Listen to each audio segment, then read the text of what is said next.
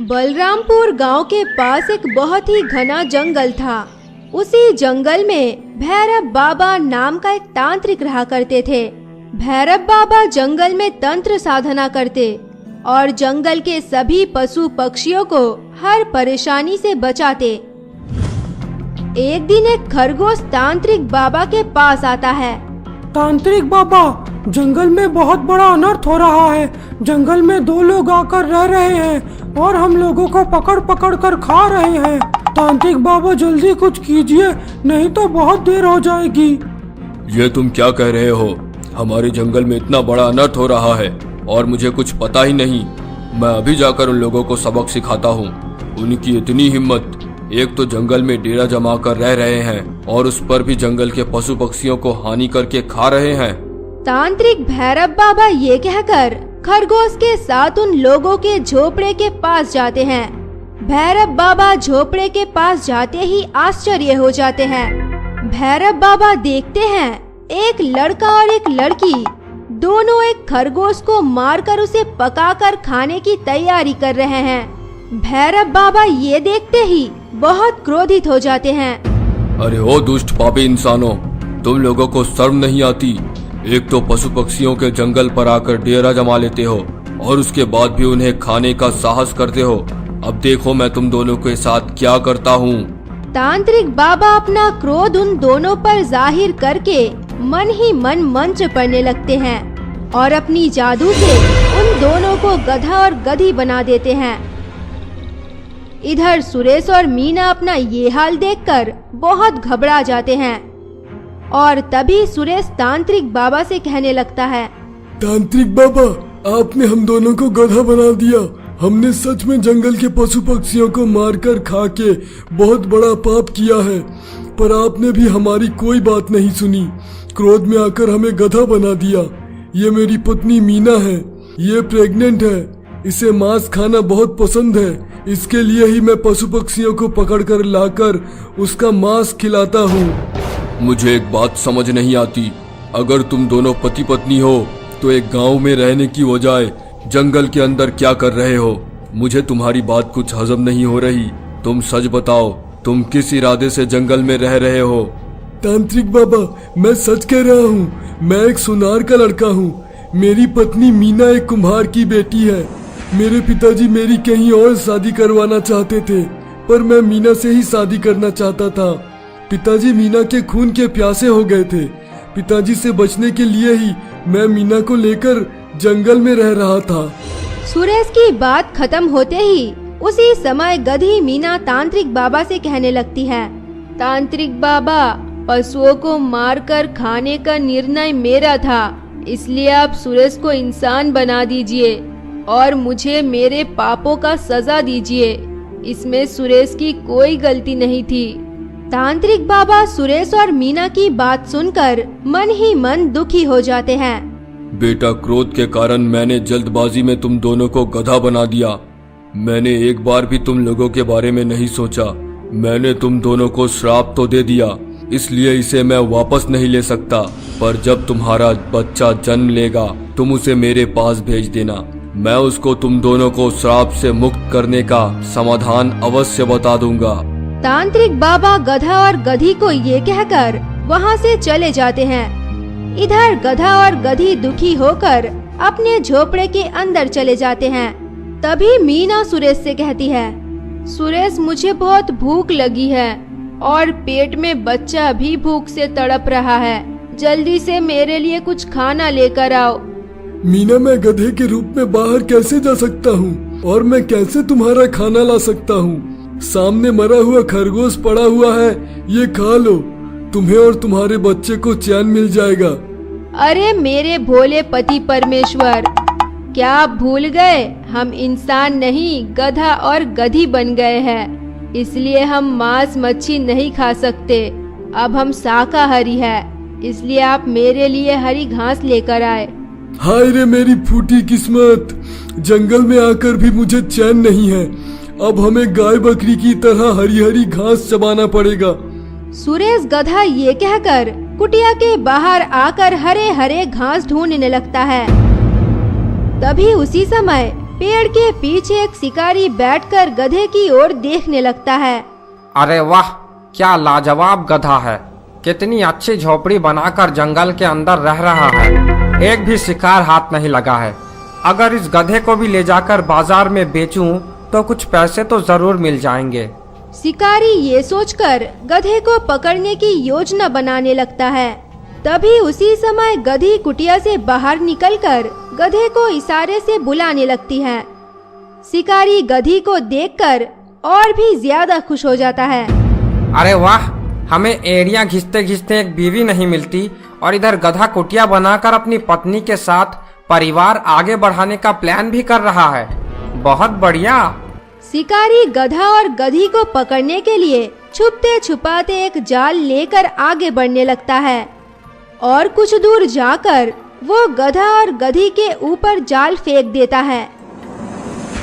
गधा और गधी बचने के लिए हाथ पैर मारने लगते हैं, पर किसी भी हालात में बच नहीं पाते। मीना, हमें शिकारी ने पकड़ लिया। अब क्या होगा? हम कैसे इस दुष्ट शिकारी के चंगुल से बाहर निकलेंगे?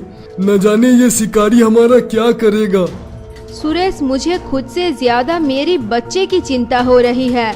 ना जाने ये कलमुहा शिकारी हमें कहाँ ले जा रहा है। जी तो करता है इसका मुंह नोच लूं और इसकी आंख बाहर निकाल कर फेंक दूं। अरे मीना, कूल डाउन।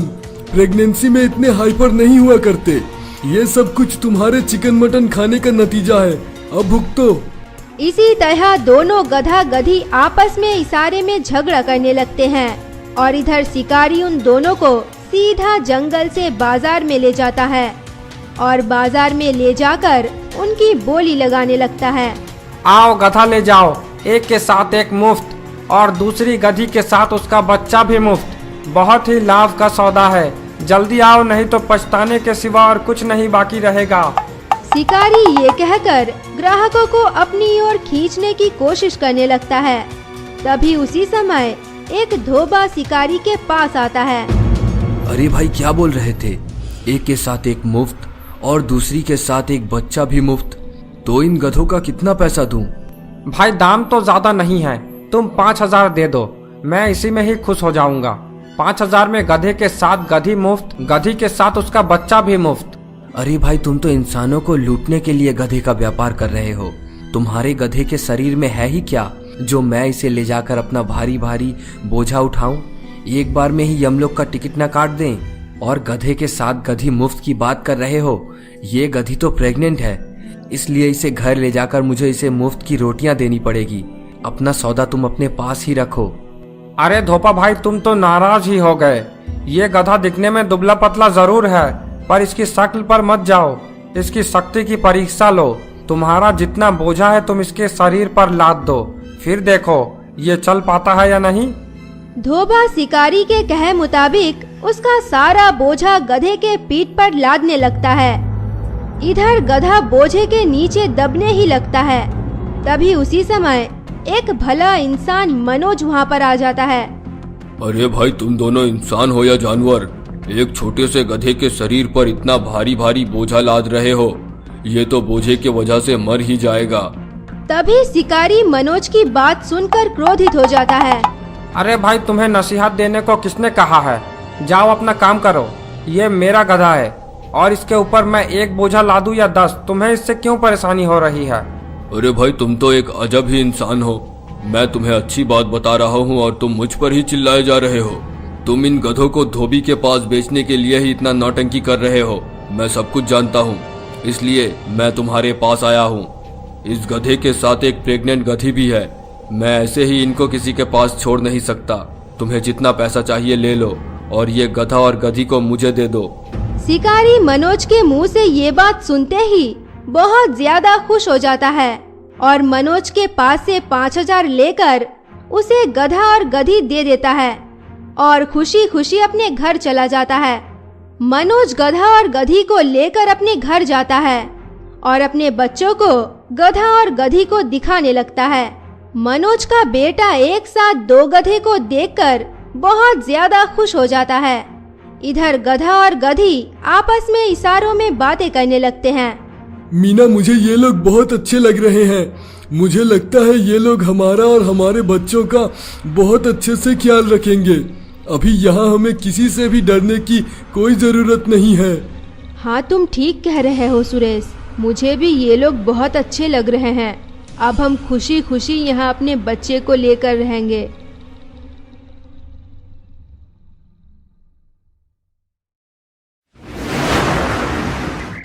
दोस्तों, प्रेग्नेंट गधा पार्ट 1 में हमने देखा एक दंपत्ति को तांत्रिक ने अपने क्रोध के कारण गधा और गधी बना दिया है। दोनों दंपत्ति गधा और गधी बनकर खाने की तलाश करने जैसे ही जंगल में घूमने लगते हैं, तभी उन्हें एक शिकारी पकड़ लेता है और बाजार में एक इंसान मनोज के पास बेच देता है। इधर गधा और गधी दोनों मनोज के घर आकर बहुत खुश हो जाते हैं और आपस में इशारों में बातें करने लगते हैं। अब आगे। भाग्यवान लगता है, यहाँ आकर हमें जरूर शांति नसीब होगा। इस इंसान के बर्ताव से तो लगता है ये बहुत ही भला इंसान है। मुझे और तुम्हें यहाँ कोई भी परेशानी नहीं होगी। हाँ, तुम ठीक कह रहे हो। अब मैं निश्चिंत होकर यहाँ अपने बच्चे को जन्म दे सकती हूँ। ऊपर वाला जो करता है अच्छे के लिए करता है। इसी तरह गधा और गधी मनोज के पास खुशी खुशी रहने लगते हैं। मनोज भी उन दोनों का बहुत ही अच्छी तरह से ख्याल रखता था। मनोज प्रेग्नेंट गधी के लिए तरह तरह के फल भी लाकर उसे खिलाता और बेसब्री से उसके बच्चे की आने का इंतजार करता। तभी एक दिन मनोज का दोस्त सुरेश मनोज के पास घूमने आता है। अरे भाई सुरेश, कैसे हो? बहुत दिन बाद आए। घर में सब ठीक तो है? भाभी जी कैसी है? हाँ भाई, घर में सब ठीक ठाक है और तेरी भाभी जी भी बहुत बढ़िया है, पर तुझे देखकर कुछ ठीक ठाक नहीं लग रहा। अरे यार, तू कहना क्या चाहता है? मुझे तेरी बात तो बिल्कुल समझ नहीं आ रही। मेरा हालचाल तो बहुत बढ़िया है और कारोबार भी बहुत अच्छा चल रहा है। अरे नहीं नहीं दोस्त, मेरे कहने का मतलब ये नहीं था। तू कब से गधा और गधी को पालने लग गया? उनके साथ रह रहकर कहीं तू भी ना एक गधा बन जाए। अरे यार, तू कहना क्या चाहता है? तुझे क्या मैं गधे जैसा लगता हूँ? एक इंसान गधा और प्रेग्नेंट गधी को एक जल्लाद धोपा के पास बेच रहा था। मुझे इन दोनों को देखकर दया आ गया, इसलिए मैं इन्हें घर ले आया। इसमें तुझे मेरी कौन सी बेवकूफी लग रही है? अरे यार, तू हर बात पर बुरा ही मान जाता है। मेरे कहने का मतलब ये नहीं है। तू बैलगाड़ी पर सामान लादकर बाजार में हर रोज बेचने जाता है, यही तेरी एक नासमझी है। तेरे घर पर 2 गधे होने के बावजूद तू पैसा बचत करने के बजाय तू अपने पैसे को डुबो रहा है। मेरे इतने कहने के बावजूद फिर से तू घुमा फिरा कर बात कर रहा है। जो भी बोलना है सीधा सीधा बोल। यार, मैं चाहता हूँ तू अपना सारा सामान बैलगाड़ी के बजाय गधे के पीठ पर बिठाकर बाजार ले जाया कर। इसमें गधा और गधी की कसरत भी हो जाएगी और तेरा काम भी बिना पैसे दिए पूरा हो जाएगा। पर गधा की बात तो ठीक है, गधी तो प्रेग्नेंट है। मैं उसके पीठ पर कैसे सामान ला दूं? ऐसा करने पर तो मुझे पाप लगेगा। अरे यार, सच में तू बहुत भोला है। तुझे मेरी कोई भी बात समझ नहीं आएगी। सुरेश मनोज को खरी खोटी सुनाकर वहाँ से अपने घर चला जाता है। इधर मनोज सुरेश की बात को अनसुना करने के बजाय अपने पैसे बचाने के बारे में सोचने लगता है और दूसरे दिन सुबह होते ही अपना सारा सामान गधे और गधी के पीठ में उठाने के लिए तैयारी करने लगता है। इधर गधा और गधी सब कुछ से अनजान खुशी खुशी अपना खाना खाने लगते हैं। तभी मनोज वहाँ पर आकर उन दोनों से कहने लगता है, अरे मेरे प्यारे गधों, बहुत तुम लोगों ने बैठ बैठ कर खाकर अपनी चर्बी बढ़ा ली। अब चलो, तुम दोनों की कसरत करने की बारी है। मनोज ये कहकर उन दोनों को घर के बाहर ले जाता है और बाहर ले जाकर उनके पीठ पर अपना सारा सामान उठा देता है। मनोज एक बार भी प्रेग्नेंट गधी पर दया नहीं करता। इधर गधी सामान के बोझ से दबी हुई चिल्लाते चिल्लाते बाजार की तरफ जाने लगती है। गधा अपनी पत्नी गधी का इतना तकलीफ देखकर बहुत दुखी हो जाता है, पर गधा कुछ कर नहीं पाता। मनोज बाजार में सामान ले जाकर खुशी खुशी अपना सामान बेचने लगता है और बहुत सारा पैसा लेकर घर वापस आता है। अरे वाह, सच में सुरेश की तरकीब तो बहुत ही लाजवाब है। आज तो मुनाफे के ऊपर मुनाफा हुआ और बैलगाड़ी की जरूरत भी नहीं पड़ी। अगर इसी तरह चलता रहा तो एक दिन मैं बहुत अमीर बन जाऊंगा। मुझे फिर काम करने की कोई जरूरत नहीं पड़ेगी। मनोज मन ही मन ये सारी बातें सोचने लगता है। और आखिर में खाना खाकर अपने कमरे में सोने चला जाता है। इधर गधा और गधी दिन भर के भूखे थके हरे अपने मालिक के खाना लाने का इंतजार करने लगते हैं, पर इधर मालिक उनके बारे में कुछ सोचे बगैर ही चैन के नींद सोने लगता है। पति परमेश्वर, मुझे बहुत तकलीफ हो रही है और भूख भी बहुत लगी है। इससे पहले कभी भी मालिक ने हम पर ऐसा निर्दय व्यवहार नहीं किया था। ना जाने मालिक हमें कब खाने को देंगे। मेरा बच्चा तो पेट में भूख से तड़प रहा है। तुम सच कह रही हो, सभी हमारे पापों का फल है। हम जब इंसान थे हमने भी पशु पक्षियों पर बहुत निर्दयी व्यवहार किया है। आज जब ये सब हम पर बीत रही है, हम अपना दुख जता रहे हैं। सब कुछ मेरी गलती है। मेरी ही वजह से आज तुम और मेरा बच्चा भूखा तड़प रहा है। गधा और गधी इसी तरह भूखे प्यासे तड़पते हुए पूरी रात काट लेते हैं। दूसरे दिन सुबह मालिक नींद से उठकर कुछ घास फूस लाकर गधा और गधी के सामने रख देते हैं। इधर दोनों रात के भूखे प्यासे खाने के ऊपर टूट पड़ते हैं और सारा खाना खत्म कर लेते हैं। कुछ ही देर में मनोज पहले से ज्यादा सामान लेकर दोनों के पीठ पर लादने लगता है। इधर प्रेग्नेंट गधी दर्द से कतराती हुई चिल्लाने लगती है, पर मनोज गधी का चिंता किए बगैर ही उसके पीठ पर भारी भारी माल का बोझा लादने लगता है। गधा अपनी पत्नी का ये तकलीफ देखकर अपने पीठ से सारा बोझा नीचे जमीन पे फेंक देता है और अपनी पत्नी गधी के पास जाने लगता है। इधर मनोज गधा का ऐसा व्यवहार देखकर बहुत क्रोधित हो जाता है। अरे ओ ना समझ जंगली गधे, तूने मेरा सारा सामान जमीन पर गिरा दिया। अब देख मैं तेरा क्या हल करता हूँ। मनोज ये कहकर गधा को मारने के लिए एक लकड़ी उठाता है और उसे बहुत मारता है। गधे को कुछ देर मारने के बाद मनोज उसके पीठ पे पहले से ज्यादा बोझा लाद देता है और मारते मारते बाजार की तरफ ले जाने लगता है। आज कमबख्त गधा और गधी की वजह से बहुत देर हो गई। न जाने आज व्यापार ठीक ठाक होगा या नहीं। मुझे किसी भी हालत में जल्दी बाजार पहुंचना होगा। जल्दी बाजार पहुंचने के लिए मुझे जंगलों की रास्ते से जाना पड़ेगा। अगर सीधे रास्ते से गया तो बाजार पहुंचते पहुंचते दोपहर हो जाएगी। मनोज ये कहकर गधा और गधी को लेकर जंगल के रास्तों से अपना सामान बाजार की तरफ ले जाने लगता है। मनोज जैसे ही घने जंगल की तरफ सामान लेकर बढ़ने लगता है, तभी उसके सामने गुज्जर डाकू का गैंग आकर खड़ा हो जाता है। क्यों रे व्यापारी, तुझे अपनी जान और माल की फिक्र नहीं है? जो हमारे जंगल के रास्ते से बाजार की तरफ जा रहा है, तू नहीं जानता जंगल हमारा इलाका है और अपने साथ अपना बॉडीगार्ड इन दो गधे को लाया है। अरे डाकू भैया, मैं तो गलती से यहाँ पर आ गया। आप मुझे माफ कर दीजिए। आप उपहार स्वरूप मेरे ये दो गधे ले लीजिए, पर मुझे और मेरे सामान को छोड़ दीजिए। अगर आप मेरा सारा सामान ले लेंगे तो मैं रास्ते का भिखारी बन जाऊंगा। क्यों रे नासपीटे करम जले, तूने क्या मुझे पागल समझा है? जो तू मुझे उपहार स्वरूप ये गधे देने की बात कर रहा है, चुपचाप से सारा माल सामान गधे के पीठ से उतार कर नीचे रख और यहाँ से दफा हो जा, नहीं तो तेरी लाश भी किसी को नहीं मिलेगी। मनोज डाकू गुज्जर की बात सुनकर बहुत डर जाता है। अपना सारा सामान उसे किसी भी हालत में देने के लिए राजी नहीं होता है और डाकू गुज्जर से रहम की भीख मांगने लगता है। अरे डाकू भाई, आप मुझे माफ कर दीजिए। आप मेरे सामान की बजाय कुछ भी मांग लीजिए, मैं आपको दे दूंगा। पर ये मेरी बरसों की संपत्ति है, मैं इसे आपको किसी भी कीमत पर नहीं दे सकता। डाकू गुज्जर मनोज की कोई भी बात नहीं सुनता है और गधा और गधी के पीठ से सारा सामान उतार कर ले लेता है।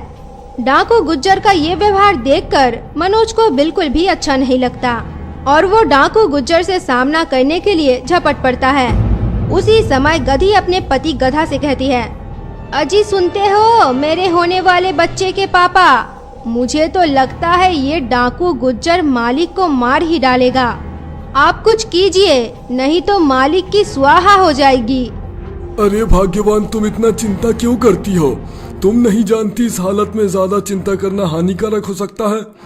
अगर डाकू गुज्जर मालिक को मारता है तो मारने दो, इसमें हमें क्या। मैं तो यहाँ खड़े होकर दोनों की लड़ाई का आनंद उठा रहा हूँ। हमारे मालिक ने छड़ी से मुझे मार मार कर बैठने लायक नहीं रखा, इसलिए मुझे खड़ा ही रहना पड़ेगा। अजी आप ये क्या कह रहे हैं? वो इंसान जैसा भी हो, उसने हमें जरूर परेशान किया है, पर उसने पहले हमारा ख्याल भी तो बहुत अच्छा रखा था। कुछ भी हो, मैं कुछ नहीं जानती। इस डाकू के चंगुल से हमें मालिक को किसी भी हालात में बचाना ही होगा। गधा गधी की बात सुनकर अपनी सारी नाराजगी भूलकर गुज्जर के ऊपर झपट पड़ता है और अपने नुकीले दांत से उसे काटने लगता है। गुज्जर गधे का ऐसा रूप देखकर हक्का बक्का रह जाता है और वहां से जान बचाकर दुम दबाकर भाग जाता है। मनोज भी गधा का ऐसा रूप देखकर हैरान रह जाता है और अपने बर्ताव पर पछताने लगता है। इधर गधा और गधी मालिक को बचाने के बाद उन्हें कुछ कहे बगैर ही वहां से जंगल की तरफ चुपचाप चले जाते हैं। मनोज भी उन्हें जाता देख कुछ नहीं कहता है और अपना सामान लेकर घर की तरफ चला जाता है।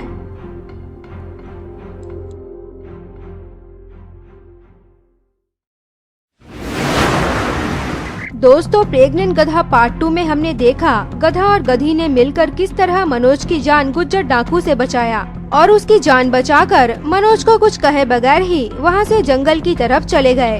अब आगे जंगल के अंदर जाते जाते गधा गधी से कहने लगता है, सच में इंसान बहुत ही निर्दयी और पाखंडी होते हैं। हम इंसानों के बर्ताव का कुछ पता ही नहीं चलता। पशु पक्षियाँ अपनी जी जान से हमें खुश करने की कोशिश करते हैं, पर हम उनके बारे में एक बार भी नहीं सोचते। हाँ पतिदेव, आप ठीक कह रहे हैं। सबको सबकी गलती की एक दिन सजा मिल ही जाती है, पर हम जंगल के अंदर जाएंगे कहाँ? हमारा तो कोई ठिकाना भी नहीं है। गधा और गधी दोनों आपस में बातें करते करते जंगल के अंदर जा ही रहे थे, तभी उन्हें एक पेड़ के नीचे एक साधु बाबा दिखाई देते हैं। गधा और गधी अचानक पेड़ के नीचे साधु बाबा को देखकर डर जाते हैं और पीछे की तरफ जाने लगते हैं। तभी साधु बाबा गधा और गधी को देखकर मुस्कुराकर कहने लगते हैं, बच्चों, तुम लोग मुझसे इतना क्यों डर रहे हो? तुमने ऐसा कोई गलत काम नहीं किया है जो मैं तुम लोगों को श्राप दे दूं। मैं जानता हूँ तुम लोग गधा और गधी नहीं, इंसान हो। साधु बाबा, आप तो अंतर्यामी हैं। आपको तो हमारे बारे में सब कुछ पता है। हम लोगों से गलती जरूर हुई है, हम दोनों इसका पश्चाताप भी कर रहे हैं, पर पश्चाताप की वजह से मेरे बच्चे को कोई परेशानी ना हो जाए। हाँ साधु बाबा, सच में हम इंसान बहुत ही खतरनाक और निर्दयी होते हैं। जिन्हें जानवर अपने मालिक मानते हैं वही उनके सबसे बड़े दुश्मन होते हैं। अब आप ही बताइए, हम दोनों क्या करें और कहाँ जाएं? बेटा, मैं तुम दोनों की परेशानी समझ सकता हूँ, पर यह बात बिल्कुल गलत है कि सभी इंसान निर्दयी और दुष्ट होते हैं। कई इंसान बहुत ही दयालु और भले होते हैं। अगर तुम दोनों चाहो तो मैं तुम्हें एक इंसान का पता बता सकता हूँ जो तुम्हारी अवश्य मदद करेगा। साधु बाबा, आपकी बात तो एकदम ठीक है, पर क्या वो हमें और हमारे बच्चे को कोई नुकसान नहीं पहुंचाएगा? मुझे आपकी बातों पर विश्वास ही नहीं हो रहा है। ऐसा कोई इंसान भी दुनिया में हो सकता है? बेटा, तुम दोनों निश्चित हो जाओ। वो इंसान पैसों में तो बहुत ज्यादा अमीर है, पर उसे उसका कोई घमंड नहीं है। वो दिल से भी बहुत अच्छा इंसान है। साधु बाबा, मुझे आप पर पूरा विश्वास है। वो इंसान हमारा जरूर अच्छे से ख्याल रखेगा। आप बस हमें उसका पता बता दीजिए, हम अभी इसी वक्त उसके पास जाएंगे। बच्चों, जंगल के कुछ ही दूरी में पहाड़पुर नाम का एक छोटा सा गांव है। उसी गांव में मोहन नाम का एक बहुत बड़ा व्यापारी रहता है। मोहन पशु पक्षियों को बहुत प्यार करता है। उसके घर तुम दोनों को किसी भी वस्तु की कमी नहीं रहेगी। गधा और गधी साधु के मुंह से ऐसी बातें सुनकर बहुत खुश हो जाते हैं और जंगलों के रास्ते से गांव की तरफ जाने के लिए रवाना हो जाते हैं। कुछ देर तक सफर करने के बाद गधा और गधी गांव में आ जाते हैं और मोहन व्यापारी का घर ढूंढने लगते हैं।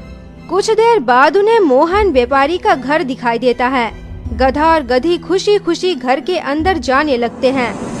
तभी अचानक वो देखते हैं घर के अंदर चारों तरफ सब सामान बिखरे पड़े हुए हैं और एक बीमार बूढ़ा इंसान दर्द से कतराता हुआ जमीन पर पड़ा हुआ है। वो दोनों तो घर का ऐसा हाल और उस बूढ़े इंसान को देखकर हक्के बक्के रह जाते हैं।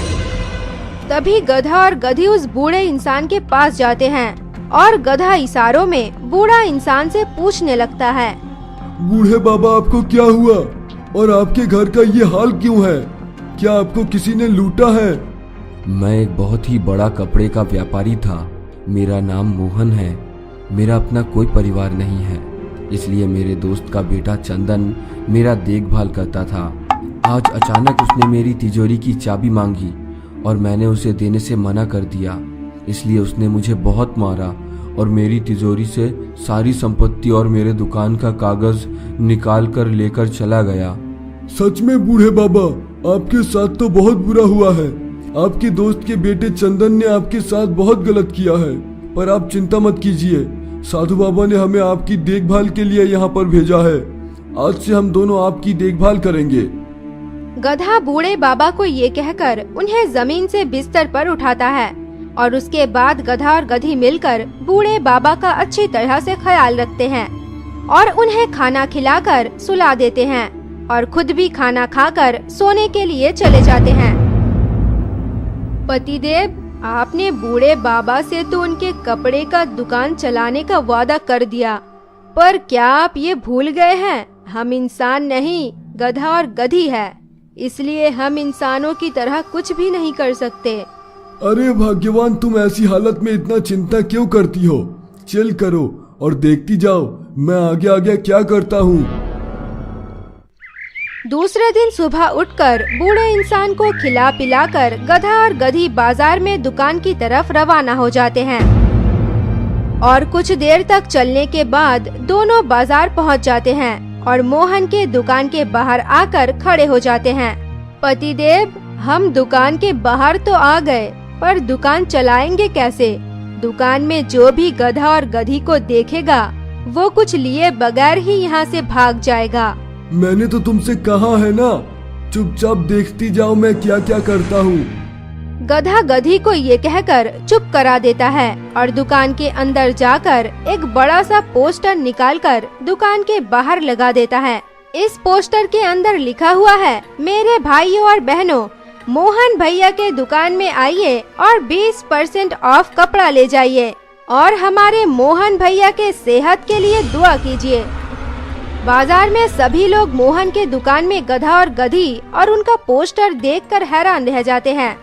दो जानवरों का मोहन भाई के ऊपर इतना प्यार देखकर आश्चर्यचकित रह जाते हैं और बाजार में हर दुकान को छोड़कर मोहन भाई के दुकान में कपड़े खरीदने आते हैं और खुशी खुशी मोहन भाई के दुकान से कपड़े खरीदकर घर जाते हैं। हर शाम होते ही गधा और गधी पैसा लेकर बूढ़े बाबा को दे देते हैं। बूढ़े बाबा तो इतने पैसे देखकर बहुत खुश हो जाते हैं और भगवान का शुक्रिया अदा करने लगते हैं। सच में साधु बाबा ने तुम दोनों को भेजकर मुझ पर बहुत बड़ा एहसान किया है। आज से तुम दोनों ही मेरे बेटे और बेटी हो और जो कुछ भी मेरा है सब कुछ तुम्हारा है। इसी तरह हर रोज गधा और गधी दुकान में जाकर कपड़े बेचते और सारा पैसा लाकर बूढ़े बाबा के हाथ में दे देते। तभी एक दिन बूढ़े बाबा के दोस्त के बेटे चंदन को दुकान और गधा और गधी की बात पता चलती है। तभी चंदन घर पर बैठकर मन ही मन सोचने लगता है, अरे वाह, मैंने तो सिर्फ इसकी तिजोरी में हाथ मारकर इसका सारा पैसा चोरी कर लिया था, पर मैंने एक बार भी नहीं सोचा कि बाजार में इसका एक दुकान भी है। लोगों के मुंह से सुना है उस दुकान में जोरों शोरों से माल बिक रहा है और वो माल को इंसान नहीं गधा और गधी मिलकर बेच रहे हैं। मुझे दुकान को हड़पने के लिए बूढ़े के पास जाकर थोड़ा नाटक करना होगा। दूसरे दिन सुबह होते ही चंदन अपनी रोनी सूरत बनाकर बूढ़े इंसान के पास चला जाता है और वहां जाकर गला फाड़ के रोने लगता है। चाचा जी, मुझसे बहुत बड़ी गलती हो गई। मेरे दोस्त ने मुझे भड़काया था और मैंने ऐसा गलत काम कर दिया। मैं जानता हूँ आप बहुत तकलीफ में हैं। अब आप चिंता ना करें, मैं आ गया हूँ। अब से मैं आपके दुकान को अच्छी तरह से संभालूंगा। आपको किसी जानवर की मदद की कोई जरूरत नहीं होगी। अरे ओ कमबख्त ना समझ चोर लड़के, तेरे माँ बाप ने क्या तुझे कुछ भी नहीं सिखाया है? एक तो चोरी करता है, ऊपर से सीना चोरी। और खबरदार, अगर तूने मेरे गधे और गधी को कुछ कहा, वो जानवर जरूर है पर उनका दिल इंसानों से बहुत ज्यादा बड़ा है, इसलिए अपनी नसीहत तू अपने पास ही रख और यहाँ से दफा हो जा, नहीं तो अभी तुझे पुलिस के हवाले कर दूंगा। चंदन बूढ़े इंसान के मुंह से ऐसी जली कटी बातें सुनकर बहुत क्रोधित हो जाता है और वहाँ से कुछ कहे बगैर ही घर वापस आ जाता है। ये बूढ़ा तो पहले से ज्यादा खड़ूस सेठ हो गया है। गधा और गधी कहाँ से आटप के ये तो खुद को महाराज समझकर बैठा है। इस बूढ़े को सबक सिखाने के लिए मुझे उस गधा और गधी को रास्ते से हटाना पड़ेगा, नहीं तो इस बूढ़े की सारी संपत्ति कभी भी मैं हड़प नहीं पाऊंगा। चंदन मन ही मन ये सोचकर गधा और गधी को मारने की योजना बनाने लगता है। इधर गधा और गधी सब कुछ से अनजान हर रोज की तरह दुकान में जाते हैं और पूरा दिन दुकान में सामान बेचकर शाम को घर की तरफ आने लगते हैं। तभी रास्ते में गधा और गधी को चंदन घेर लेता है।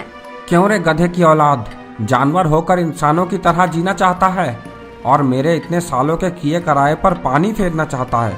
अब देख मैं तुम दोनों का कैसे कीमा बनाता हूँ। चंदन ये कहकर उन दोनों पर वार करता है।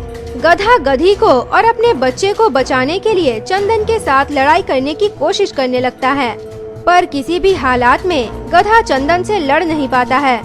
भाग्यवान, मैं किसी भी तरह इस करमजले को रोकता हूँ।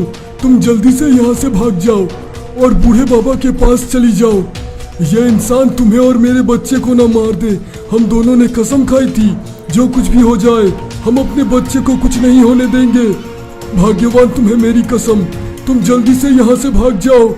गधी गधे के कहे मुताबिक ना चाहते हुए भी अपने बच्चे को बचाने के लिए वहाँ से भागकर बूढ़े बाबा के पास चली जाती है और इशारों इशारों में उन्हें गधा का हाल बताने लगती है। बूढ़े बाबा गधी की बात समझ जाते हैं और गधे को बचाने के लिए रास्ते की तरफ जाने लगते हैं। गधी और बूढ़े बाबा जैसे ही उस जगह पर पहुंचते हैं, वो दोनों देखते हैं चंदन गधे को बेरहमी से मारकर वहां से भाग गया है। गधी तो अपने पति का ये हाल देखकर बेहोश हो जाती है और इधर बूढ़े बाबा भी गधे का ऐसा हाल देखकर हक्के बक्के रह जाते हैं।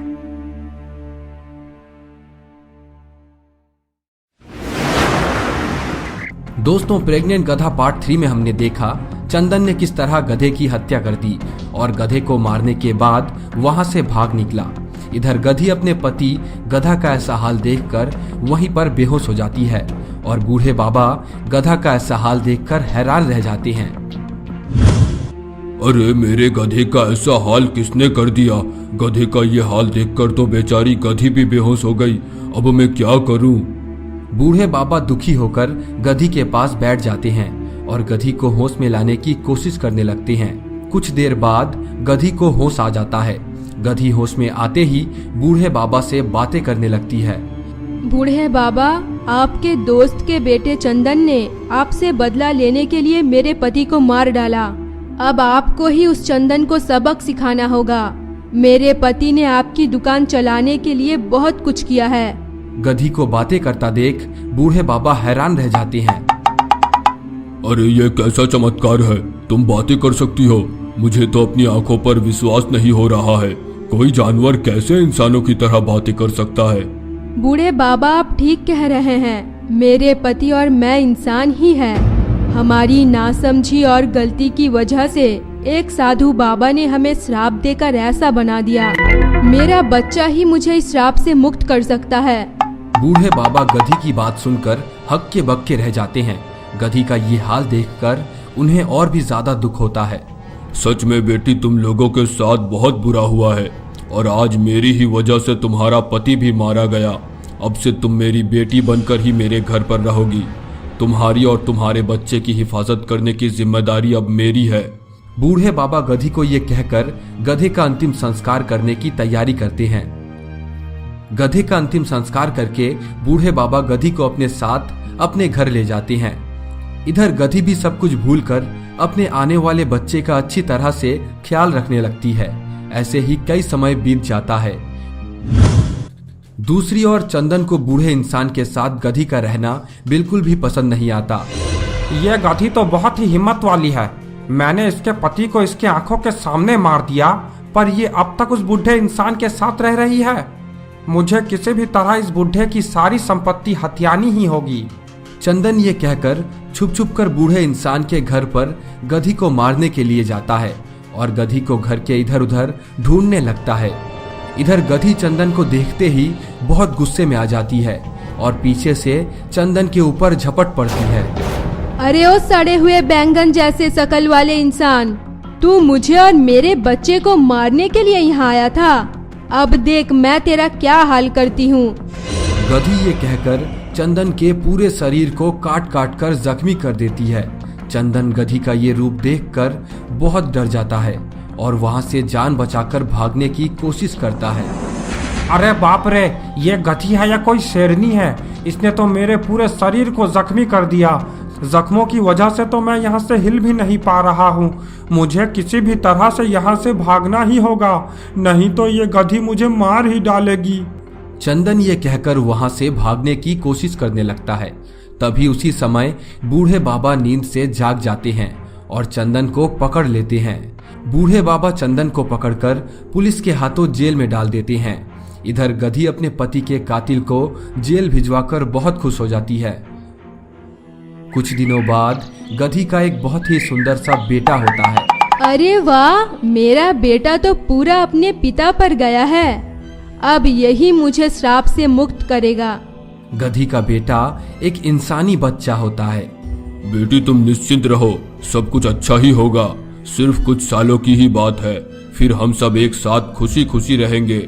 गधी और बूढ़े बाबा मिलकर गधी के बेटे को बड़ा करने लगते हैं। इधर गधी का बेटा जितना बड़ा होता है, गधी को उतना ही नापसंद करने लगता है।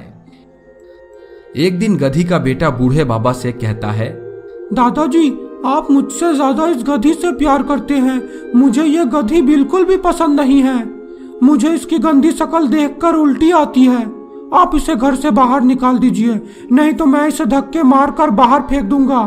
अरे बेटा, ऐसा नहीं कहते। ठीक है, तुम जो कहोगे वैसा ही होगा। अब तुम बाहर जाकर अपने दोस्तों से मिलो, बाद में हम इस बारे में बात करेंगे। गधी का बेटा अपनी दादाजी की बात सुनकर बाहर अपने दोस्तों से मिलने के लिए चला जाता है। इधर बूढ़े बाबा गधी के पास जाते हैं। बेटी, तुम्हारा बेटा बड़ा हो चुका है। मुझे लगता है यही सही वक्त है उसे सब कुछ सच सच बता देने का। नहीं बाबा, मेरा बेटा मुझे बिल्कुल भी पसंद नहीं करता।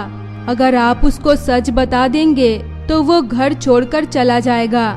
मैं अपने बेटे को किसी भी हालत में खो नहीं सकती।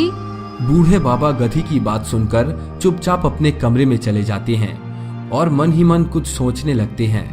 कुछ देर बाद गधी का बेटा घर वापस आता है। बेटा, तुम वापस आ गए। जल्दी से खाना खा लो और जाकर सो जाओ। कल सुबह तुम मेरे कहे मुताबिक तांत्रिक भैरव बाबा के पास जाना और उन्हें जाकर हमारे बारे में सब कुछ बताना। गधी का बेटा अपने दादाजी के कहे मुताबिक सुबह सुबह पंचवटी वन के लिए निकल जाता है और कुछ समय यात्रा करने के बाद उसे तांत्रिक भैरव बाबा का कुटिया दिखाई देता है। अक्कड़ बक्कड़ बम्बे बो, सारी मस्ती मेरी हो। 80-90 पूरे 100, जंगलों के सभी पशु पक्षियों का मैं माई बाप हूँ। तांत्रिक बाबा प्रणाम। न जाने क्यों मुझे मेरे दादाजी ने आपके पास भेजा है। उन्होंने मुझे यहाँ पर आकर आपको हमारे बारे में बताने के लिए कहा है। बेटा, तुम्हारे घर में कौन कौन है और तुम्हारे दादाजी ने तुम्हें यहाँ पर किस लिए भेजा है? जब तक तुम मुझे ये नहीं बता देते, मैं तुम्हारी समस्या का कैसे समाधान कर सकता हूँ?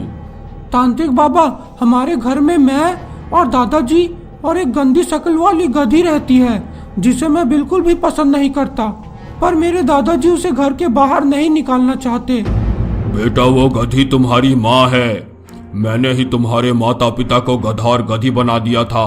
वो लोग इसी जंगल में एक कुटिया में रहा करते थे, पर मैंने उनके ऊपर अपने गुस्से के कारण उन दोनों को गधा और गधी बना दिया था। मैंने ही उन्हें कहा था, जब तुम्हारा बच्चा बड़ा हो जाए तुम उसे मेरे पास भेज देना। मैं उसे तुम लोगों को श्राप मुक्त होने का राज बता दूंगा। गधी का बेटा तांत्रिक बाबा की बात सुनकर हैरान रह जाता है और अपने किए पर पछताने लगता है। तांत्रिक बाबा, आप जल्दी से मुझे मेरी माँ को श्राप मुक्त करने का राज बता दीजिए। मैं और अपनी माँ को इस तरह से नहीं देख सकता। बेटा, पंचवटी वन के आखिर में एक बहुत बड़ा पेड़ है। उस पेड़ में एक ही फल है, वो जादुई पेड़ है। बस तुम उस पेड़ से वो फल तोड़ कर ले आओ। उस फल को खाने से ही तुम्हारी माँ श्राप मुक्त हो जाएगी। गधी का बेटा तांत्रिक बाबा के कहे मुताबिक पंचवटी वन के आखिर में जाकर उस जादुई पेड़ से फल तोड़कर तांत्रिक बाबा के पास लाता है। तांत्रिक बाबा, मैं अपनी माँ को श्राप मुक्त करने का फल ले आया। अब मेरी माँ इस फल को खाकर इंसान बन जाएगी। मैं, दादाजी और मेरी माँ खुशी खुशी रहेंगे। बेटा, मुझे तुम्हें एक और बात बतानी है। तुम जिसके पास रह रहे हो वो तुम्हारे दादाजी नहीं है। तुम्हारे दादाजी बलरामपुर के सोनार है। तुम्हारे पिता के घर छोड़ देने के बाद तुम्हारे दादाजी को उनकी गलती का एहसास हुआ है। मैं चाहता हूँ तुम अपनी माँ को इंसान बनाकर अपने दादाजी के पास जाओ। गधी का बेटा तांत्रिक बाबा की बात सुनकर जंगल से सीधा घर जाता है और घर जाकर अपने माँ को वो फल खिलाता है। गधी अपने बेटे के हाथों से फल खाते ही इंसान बन जाती है। देखिए बूढ़े बाबा, मेरे बेटे ने मुझे श्राप से मुक्त कर दिया। अगर अभी चिंटू के पिता जिंदा होते तो बहुत खुश होते। माँ, अभी एक और काम करना बाकी है। तांत्रिक बाबा ने कहा है हमारे दादाजी की बहुत तबीयत खराब है। उन्होंने कहा है हमें उनके पास जाना चाहिए। मीना अपने बेटे के कहे मुताबिक बाबा से विदा लेकर अपने बेटे के साथ उसके दादाजी के घर जाती है। सोनार अपने पोते और बहू को देखकर बहुत खुश हो जाता है। बेटी मीना, मैंने अपने बेटे और तुम्हारे साथ बहुत अन्याय किया है। इसका पश्चाताप तो मुझे करना ही होगा। मेरी सारी संपत्ति तुम लोगों की है। तुम लोग अब से मेरे साथ ही रहोगे। मीना अपने ससुर की बातें सुनकर बहुत खुश हो जाती है और वहाँ खुशी खुशी रहने लगती है।